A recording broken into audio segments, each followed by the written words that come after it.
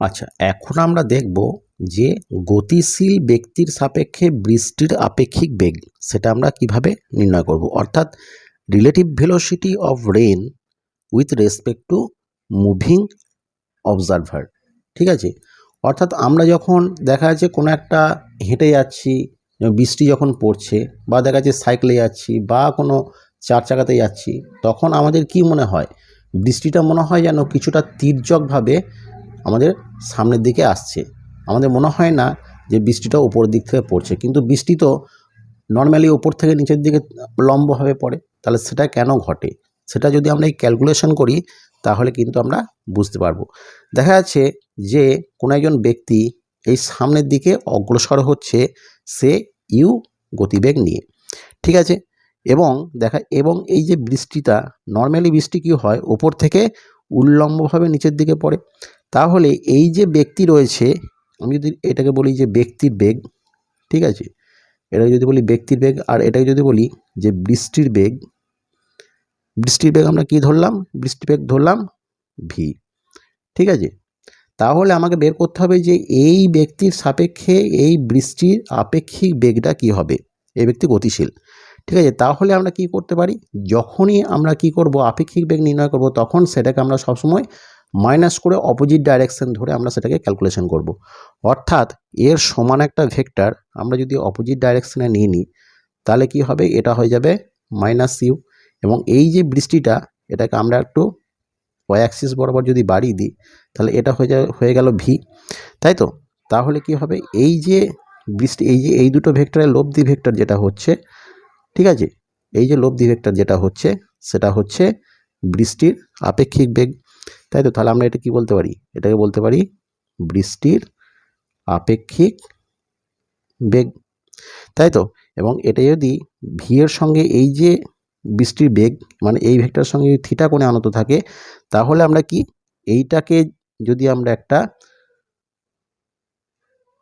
অঙ্কন করি, তাহলে এটা একটা স্কোয়ার দাঁড়াচ্ছে, তাই তো। তাহলে এবং এই যে অ্যাঙ্গেলটা রয়েছে, এই অ্যাঙ্গেলটা 90 ডিগ্রি অ্যাঙ্গেল রয়েছে, তাই তো। তাহলে আমরা এই যে বৃষ্টির যে বেগটা, সেটাকে যদি আমরা ডব্লিউ ধরি, তাহলে কি আসবে, তাহলে আমরা বলতে পারি যে এই ব্যক্তির সাপেক্ষে বৃষ্টির গতিবেগ, আমরা আপেক্ষিক বেগ কি বলতে পারি, ভি মাইনাস ইউ, তাই তো।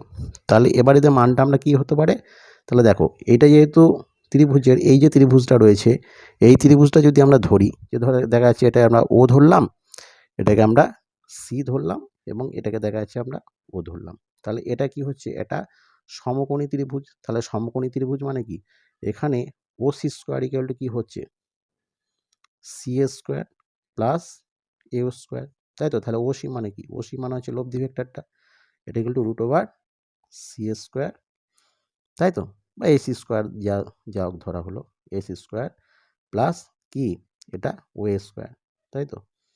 তাহলে ও এ মানে কত, এটা হচ্ছে, ধরো এটা হচ্ছে ইউ, তাই তো, এটা হচ্ছে মাইনাস ইউ।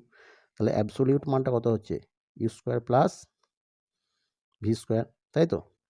তাহলে এই যে আপেক্ষিক যে বেগটা, সেটা কি হচ্ছে, মনে হবে যেন তির্যকভাবে সেই বৃষ্টিটা যেন সামনের দিকে পড়ছে। এবং এই বৃষ্টির এই আপেক্ষিক বেগটা, এটা যদি এই উল্লম্ব এই যে রেখাটার সঙ্গে যদি থিটা কোণে আনত থাকে, তাহলে ট্যান থিটা মানে কত, ট্যান থিটা মানে হচ্ছে লম্ব বাই ভূমি, তাই তো। তাহলে এখানে কি হবে, ইউ, এটা হচ্ছে ইউ বাই ভি, তাই তো। তাহলে থিটা সমান tan inverse U by V. এখান থেকে ইউ আর ভি এর মানটা আমরা যদি পাই, তাহলে সেখান থেকে আমরা থিটা কোণটা আমরা কিন্তু বের করতে পারবো, তাই তো। তাহলে এখান থেকে আমরা দেখো পেয়ে গেলাম যে কিভাবে আমরা একটা বৃষ্টির আপেক্ষিক বেগ আমরা কীভাবে নির্ণয় করব। এবং যদি পরীক্ষাতে আসে যে একটা গতিশীল ব্যক্তির সাপেক্ষে বৃষ্টি কেন তির্যকভাবে পড়ে, তার কারণ ব্যাখ্যা করো, তাহলে কিন্তু এটা বলে দিতে হবে। ঠিক আছে, তাহলে এখন একটা প্রবলেম নিয়ে আলোচনা করব। এবার সেই প্রবলেমটা দেখো। প্রবলেমটা বলছে কি, যে একটি গাড়ি ঘন্টায় 80 কিলোমিটার বেগে উত্তর দিকে চলছে, অপর একটি গাড়ি ঘন্টায় 80 √2 কিলোমিটার বেগে উত্তর পশ্চিম দিকে চলছে। ঠিক আছে, তাহলে প্রথম গাড়িটির সাপেক্ষে দ্বিতীয় গাড়িটির আপেক্ষিক বেগ আমাদের নির্ণয় করতে হবে। তাহলে যদি আমরা এটা একটা ছবি এঁকে নিই তাহলে দেখো যে দেখা যাচ্ছে যে প্রথম বস্তুটি ইউ বেগে সেটা এবি বরাবর উত্তর দিকে চলছে যদি আমরা এটাকে ইস্ট ধরি এবং এটাকে যদি নর্থ ধরি তাহলে, এবং দ্বিতীয় বস্তুটি কি হচ্ছে ভি বেগে কি হচ্ছে যে উত্তর পশ্চিম দিকে, অর্থাৎ এটা উত্তর এটা পশ্চিম, উত্তর পশ্চিম দিকে যাচ্ছে। তাহলে এদের মধ্যবর্তী অ্যাঙ্গেলটা কত? এদের মধ্যবর্তী অ্যাঙ্গেলটা হচ্ছে 45 ডিগ্রি। তাহলে আমাকে যদি বলা হয় যে এখানে আপেক্ষিক বেগ যদি ডব্লিউ ধরা হয় তাহলে কি প্রথম বস্তুর সাপেক্ষে দ্বিতীয় বস্তুর আপেক্ষিক বেগ আমরা কীভাবে নির্ণয় করি যে দ্বিতীয় বস্তুর বেগ মাইনাস প্রথম বস্তুর বেগ। তাহলে দ্বিতীয় বস্তুর গতিবেগ কত? ভি, আর প্রথম বস্তুর গতিবেগ হচ্ছে মাইনাস ইউ। তাহলে ভি প্লাস যদি আমরা মাইনাস ইউ করি, যেহেতু এটা ভেক্টর কাজে এটা অপোজিট ডাইরেকশনে কাজ করবে।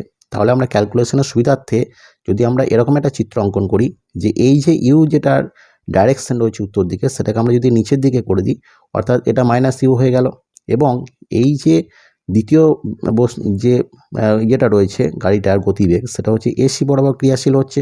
তাহলে এই যে ত্রিভুজের যে ভেক্টর সূত্র সেটা আমরা কি বলতে পারি, এটা যদি একটা ভেক্টর এইদিকে কাজ করে এবং মানে বিএ বরাবর যদি এটাকে আমরা ত্রিভুজ ধরে নিই যে এবিসি, এবং বিএ বরাবর যদি প্রথম ভেক্টর কাজ করে এবং এসি বরাবর যদি দ্বিতীয় ভেক্টরটি কাজ করে, তাহলে এই যে তৃতীয় যে বাহুটি রয়েছে সেটাকে কিন্তু আমরা এই ডাইরেকশনে বিসি বরাবর তৃতীয় বাহুটি মানে এই ভেক্টরটি কাজ করবে। অর্থাৎ এখানে কি বলতে পারি, এখানে আমরা যদি ওই ত্রিভুজের ত্রিভুজ বা সামান্তরিকের ভেক্টর সূত্র অনুযায়ী আমরা কি বলতে পারি, এই যে লব্ধি ভেক্টরটা রয়েছে সেটা ডব্লিউ সমান কি, সেটা এই যে দুটো ভেক্টর মানে মূল যে ভেক্টর দুটো যে অ্যাঙ্গেলে কাজ করছে যদি 45 ডিগ্রি হয় তাহলে কি হবে U square plus V square plus 2uv cos, এখানে কত ডিগ্রি অ্যাঙ্গেলে কাজ করছে 45 ডিগ্রি অ্যাঙ্গেলে কাজ করছে। তাহলে ইউ সমান কত আছে, এখানে ইউ সমান হচ্ছে 80 কিলোমিটার আর ভি সমান হচ্ছে 80√2 কিলোমিটার। তাহলে 80 স্কোয়ার প্লাস 80√2 স্কোয়ার প্লাস হচ্ছে 2 into 80 into 80√2 into cos 45 degree মান হচ্ছে 1/√2, তাই তো। তাহলে 1/√2 ক্যান্সেল হয়ে গেল, তাহলে 80 square plus 80 square plus √2 square minus, তারপর এখানে 80 স্কোয়ার আছে তাহলে 2কে ক্যান্সেল হয়ে গেল, এখানে 2 ইন্টু 80, দুটো 80 মানে 80 স্কোয়ার। তাহলে এখানে 80 স্কোয়ারটাকে যদি আমরা কমন নিই তাহলে এখানে 1 পড়ে এলো, আর এখানে দেখো √2 স্কোয়ার মানে এখানে 2 পড়ে এলো, আর এখানে 2 পড়ে এলো, তাহলে 2 ক্যান্সেল আউট হয়ে গেল, তাহলে 80 স্কোয়ার রইলো। তাহলে ডব্লিউ সমান কত, √80 স্কোয়ার মানে হচ্ছে 80। তাহলে দেখো এখানে কি বলছে, তাহলে এখানে আমরা যে লব্ধি ভেক্টর যেটা পাচ্ছি ডব্লিউ সেটা সমান ইউ।